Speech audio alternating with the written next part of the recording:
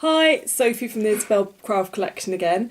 I talked about doing a heat embossing video, so I just thought I'd show you a couple of techniques. One I did a very long time ago, and one is just simply how to do heat embossing.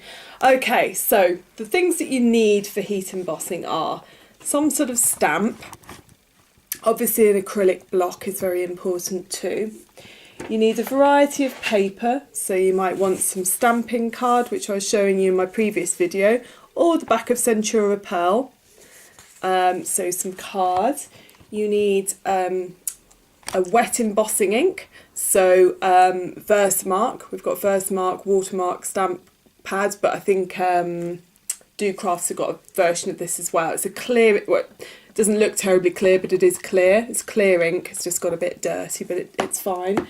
You need an anti-static dusting bag, which is like a bag with, like, it's almost like corn flour in it to stop things sticking to your paper.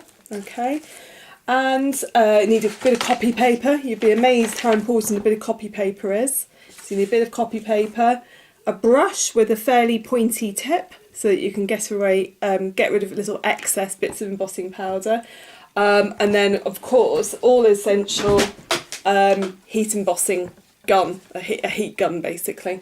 Okay, and if you're lucky, some sort of stamp pad.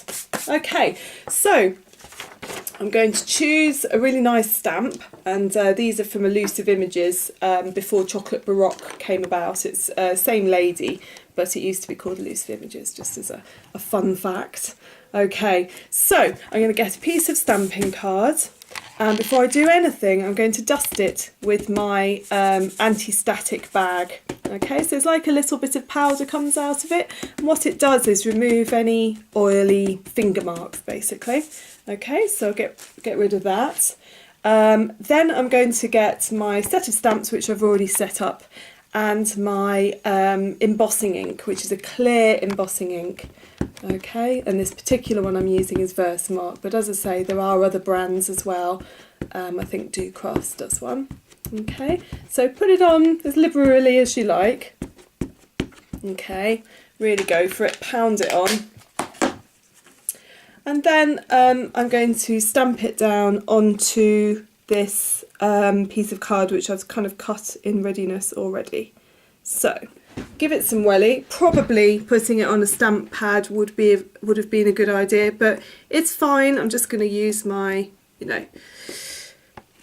my great strength. Okay, and then you choose an embossing powder. I think I might not have said you need embossing powder, rather important. In this particular case, I got one called Disco Black.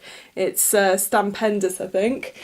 You whip your bit of copy paper out, you put your bit of card on that's got where you've stamped. You can actually see, because it's quite a dirty embossing ink pad, but that's fine. And while it's still slightly tacky, you pour your embossing powder, whatever choice you want, onto where you've stamped basically. Then you knock the excess off. Okay, and I've noticed I've missed a bit there, so I'm going to put a bit on there as well. Okay, knock it off. And then around the outside you'll see there are bits where it's gone where I don't want it to be. So that's when your brush comes in. Really useful to have a brush. A bit of blowing on it as well, but that's not really the ideal way of doing it, because you can sometimes blow the embossing powder completely off if you've got a real strong puff. Okay, and then you pour away the excess. This is why you need your copy paper. Okay, so you can pour back the excess. There's nothing wasted, you don't throw it away. And then you put the lid on. Then you get your embossing gun, heat up. Before you do anything, you want to warm it up. Okay, just make sure that it's warm enough. And then you heat where you've put the embossing powder. Okay. And you don't waggle it about, you just go gradually over all the sections to make sure it's all done, not too close. Gradually do that.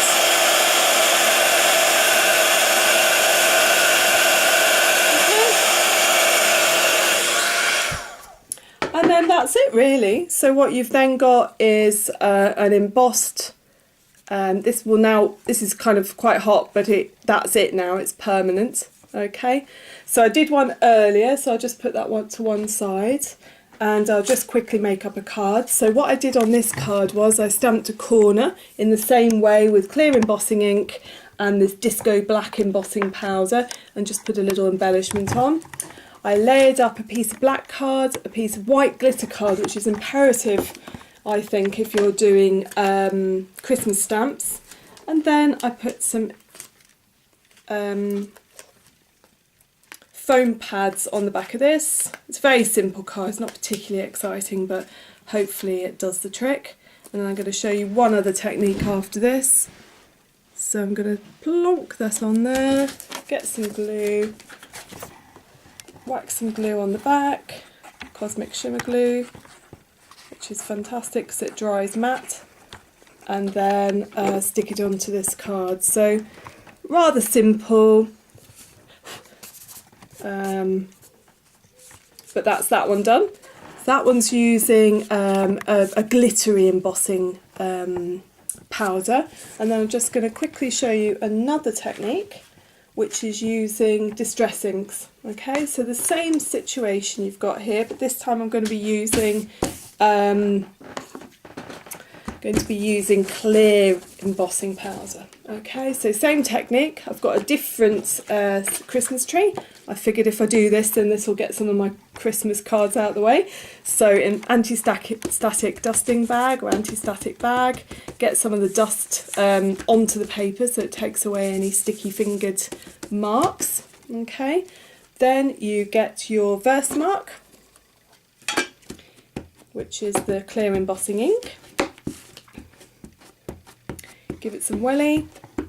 Okay, make sure you've covered it completely. This time I'm going to remember to get my stamping mat. Get your piece of card. Okay, stamp down in the middle. Okay, so that should hopefully have come up. So now you can't really see it, but there's like a watermark there. So that's where I've stamped it. So I'm now going to add clear embossing powder. Again, get a piece of copy paper, stick it underneath there, pour the clear embossing ink where you've stamped the clear embossing powder, tap it off the excess. So you've got some clear embossing powder ready to be heated up. Pour away the excess into the back in there with your trusty copy paper. Put the lid back on, don't forget that. And the other thing I forgot to say is what you also need is a heat resistant mat, because if I was directly blowing my heat gun onto the mat that's under here, it would actually melt it.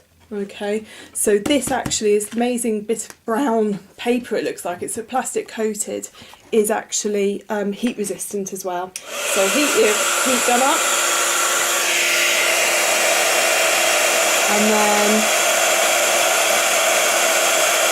heat the embossing powder, like so.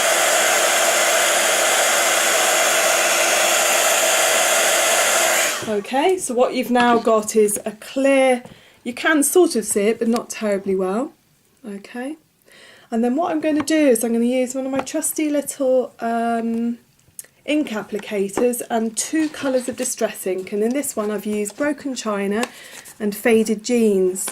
Okay, so first of all I'm going to get my broken china, and the best way to do this is to start moving the ink applicator on the mat first and then move onto your piece of card.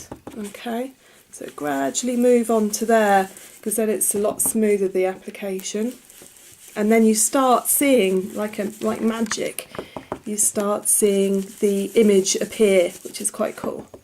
Okay, so do that as quickly as I can. So you do the first colour, the palest colour, as smoothly as you can. Okay, make sure you go over the centre. So there you have, that's pretty good in itself. But then what really gives it a lift and makes it pop is to use a darker coordinating colour, so this is a darker blue, and go just round the edges. And then what this does is highlight the image more, and also being distress inks, it gives it like a vintage look, which is quite cool. Okay, so go right round the outside. Okay, and I'll show you what I did on my card. Very simple card which only used 2 inks actually, which is quite nice. Okay, so what you've ended up there is rather nice situation where you've got 2 inks basically, and you're kind of bringing it out more by having a darker colour at the edge. Okay, I've got one I did earlier. So what I did was I used just these 2 inks, and I chose some stars, and I stamped in the faded jeans and the broken china onto the back of this. I then got a piece of white glitter card. Okay, so I'm just going to stick that on. Okay, with a bit of glue, which is seriously running out. I've ordered some more in, I'm glad to say. Okay, so pop that on. Pop the piece of glitter card on. I'm going to have it quite high up because I want a greeting at the bottom. I'm just going to add glue onto the back of this actually, and actually glue is better on glitter card. Glitter card sometimes has issues with double-sided foam anyway, so I'm going to put it directly on like that. I might have had a bit of depth to it. I might have added more on, but to be honest, for the purposes of not boring the pants off everyone, I'm going to just put some glue on the back, and then I've got one of those ready foiled greetings. Okay, I'm going to stick that at the bottom, and then there it is. One completed card. And this technique is called the resist technique. So sometimes it's quite a good idea just to wipe over the top as well, because sometimes the ink is still on the clear embossing powder, but the clear embossing powder basically stops the ink going where you have stamped, and that's called a resist technique. And this technique is just straightforward embossing basically. So I'm very chuffed because I've now done 2 Christmas cards ready for Christmas, so that's quite handy. That's the joy of doing these demos. Obviously you want to go to town, you might want to add flowers, etc., but yeah, I'm chuffed with that.